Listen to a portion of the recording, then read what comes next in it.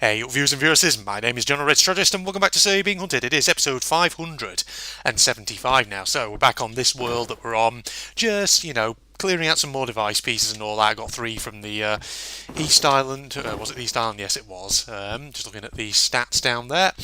And just thought I'd come back, because I actually need to record another episode of this. This is probably, I don't know, this may well be actually a bit of a short one, maybe 10 to 15 minutes there or thereabouts, assuming that is that I keep an eye on my timer and all that, because basically I, again, had something on the brain that I felt like I kind of need to talk about it because it's so out there and kind of stupid actually in many ways. Basically something that's been happening here in the UK at the moment, and I always sometimes apologise in these podcasty style episodes when I start making things political and then immediately I say fuck it, because as I get older I'm becoming more forthright with my opinions. But so the topic in question is a little bit political, put it that way, even though really it shouldn't be. And so the thing is, quite a while ago, and at various points in my So You're Being Hunted series, I've done podcast style episodes talking about, the idea of critical thinking and how to be a critical thinker, what sort of questions to ask when you're engaging with politics and different sources and things like that in order to try and verify what's true and what's bullshit and what's just stupid and all that. Well, I don't know about, those of you watching this from outside the UK, but for anyone who's not in the know, recently here in the UK, there's been a bit of a story that's done the rounds on BBC News, and it's done the rounds on various other media outlets in the UK, and again, I sometimes feel like I do target the right wing quite a lot. Sometimes when I talk about my, when I talk about certain political issues, things like that, and once again I'm going to kind of do that here.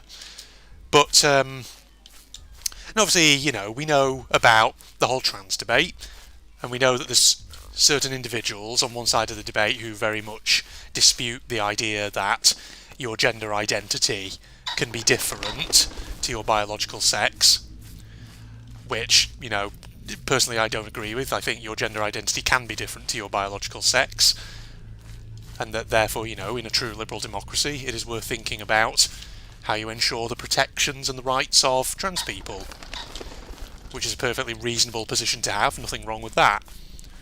But recently, in the UK, a story that started doing the rounds was that there was a school, I believe in Sussex, which is down in the south of England, much, much further south than where I am, in fact, and there was a story that came out saying that there was a child, or a teenager, I think it was a high school actually, if I remember correctly, but having said that, whether it was a primary or a high school, whatever, is irrelevant. But essentially the story was that there was a kid in this school who had apparently said that they identify as a cat. And apparently, in a classroom discussion, according to the story, another child had questioned that, and the teacher had really shot them down for it and said, oh no, you should respect their choices or whatever they choose to be. So this story absolutely freaking blew up in elements of the British media, and it blew up so much that, as you can imagine, a lot of people on the sort of conservative right were all like, oh, how can this be? This is atrocious, this is terrible, what's this, a kid identifying as a cat, what's the world coming to, and all this. And it was so much so that, you even had ministers from the current Conservative government sort of saying, oh, we're going to have to investigate the school, there's going to have to be an inquiry into what this teacher's saying, and things like this. But you know what's fascinating? In the last few days, as when I record this, it is starting to emerge that this story is absolute bollocks. This story might not even be true, because people are starting to ask the right questions, which is, where has this story come from? What is the origin of this? And if we try and trace this back to the source, did this actually happen? And it's emerging, where this has come from now. And basically, yes, It appears that this story is absolute bollocks and that a load of people have just massively overreacted to what is essentially a non-story. Okay, I'm just going to jump cut as I head to the next island. So essentially, yes, as I'm saying, the story is that a load of people who hold certain political views have really leapt on this story and kind of lapped it up as though it's true without really even bothering to actually ask the question of, is this actually for real? Or is this actually a troll? Or is there something a bit weird going on with it? And the thing is, apparently this story, from what I understand, originally comes from a TikTok video, of all places. A TikTok video that was taken by a kid in the school, surreptitiously, in one of their classes, and it emerges that, based on what was actually said, there was actually no suggestion that there was any kid in that school who actually identified as a cat. I think what it was is they were having a conversation about this idea of identity, and one of the kids asked, what if, hypothetically, I had a friend who said, I don't know, that they identified as a cat, or something like that. You know, what do I say to them? How do I respond to that? Now, apparently, according to, you know, what people are saying about the actual video, the teacher maybe didn't handle it in the best way. They probably just sort of shut them down, saying, okay, you should respect their desires, and it makes it sound like they're saying you should respect them if they say they identify as a cat, when actually that's not necessarily what they might be saying. They might just be saying respect their choices, but not, you know, respect something that's, you know, obviously wrong. So do you see where I'm coming from, ladies and gentlemen? Essentially, it looks like this TikTok video was taken completely out of proportion, out of context. People were completely misrepresenting what it actually showed, or what was actually going on in it, and they were watching it and just jumping to massive conclusions. So apparently this TikTok video, the first news outlet, I believe, that sort of picked up on this was Fox News in America. And that immediately should probably set a few of your alarm bells ringing. Because let's just say, more my sort of reading and research into it, Fox News, not exactly the most reliable source of information, let's put it that way. And the thing is, I feel like if ever you see something that says, oh, you know, it's Fox News who first reported on this, I feel like you should immediately treat it with a pinch of salt, treat it critically, and sort of then think, okay, what's the source here? If we can find it, let's go back and actually see it for ourselves and make our own judgment on what's gone on here. And again, the reason I talk about this story is just because it really illustrates what I've said before in some of my Sir Being Hunted videos about sometimes when it comes to critical thinking, you just gotta really treat some news stories so very, very carefully. And you've got to ask those questions of, okay, where has this come from? Who's reported on this? What's their political persuasion? I.e., you know, what's their angle on it? What's their bias, essentially? And, you know, from that you then think, where are they getting this information from? What are they basing this assertion that they're making? Where are they getting their information, their data, or whatever? And is that therefore trustworthy or not? And the thing is, it's like, if a story sounds ridiculous, then you should especially treat it with plenty of caution, just saying, as you should with that particular story, because just as that one did, it may just turn out to be a load of bollocks. And essentially people are basically making a whole political argument off a completely shaky foundation.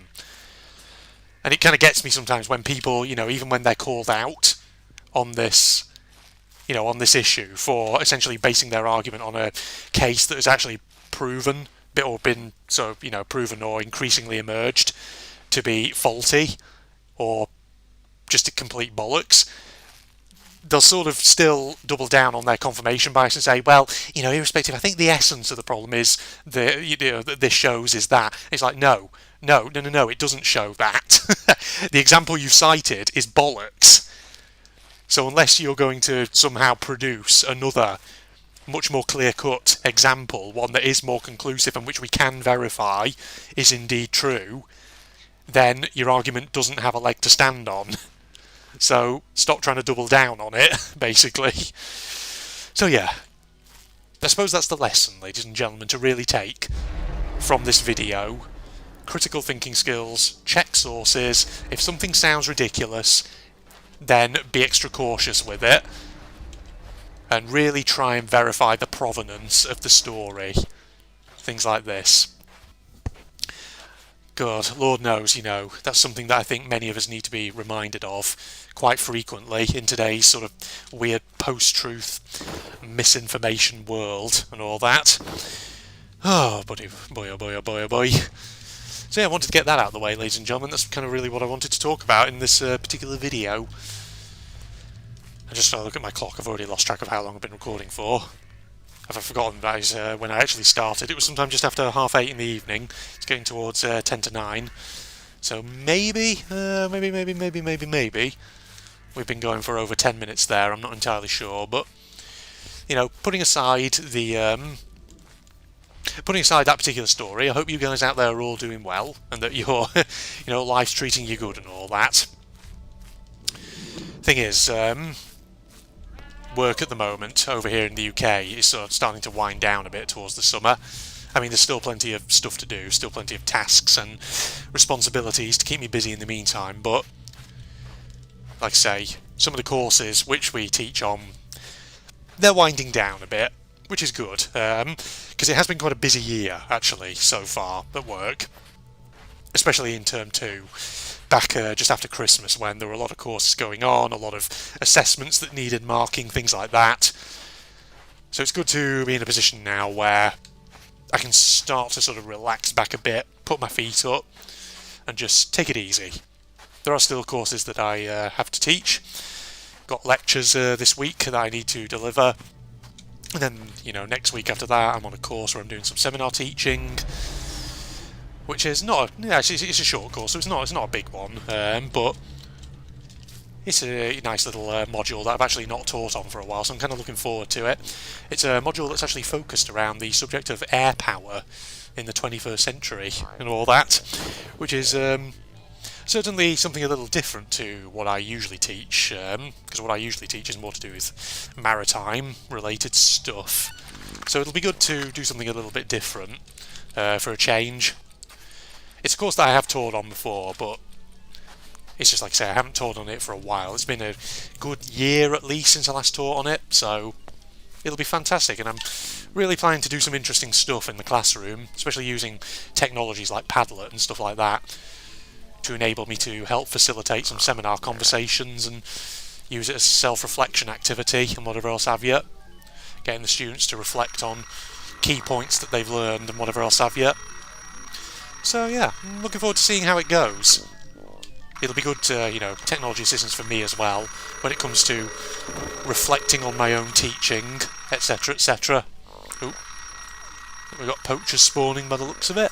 Alright, here we are, ladies and gentlemen.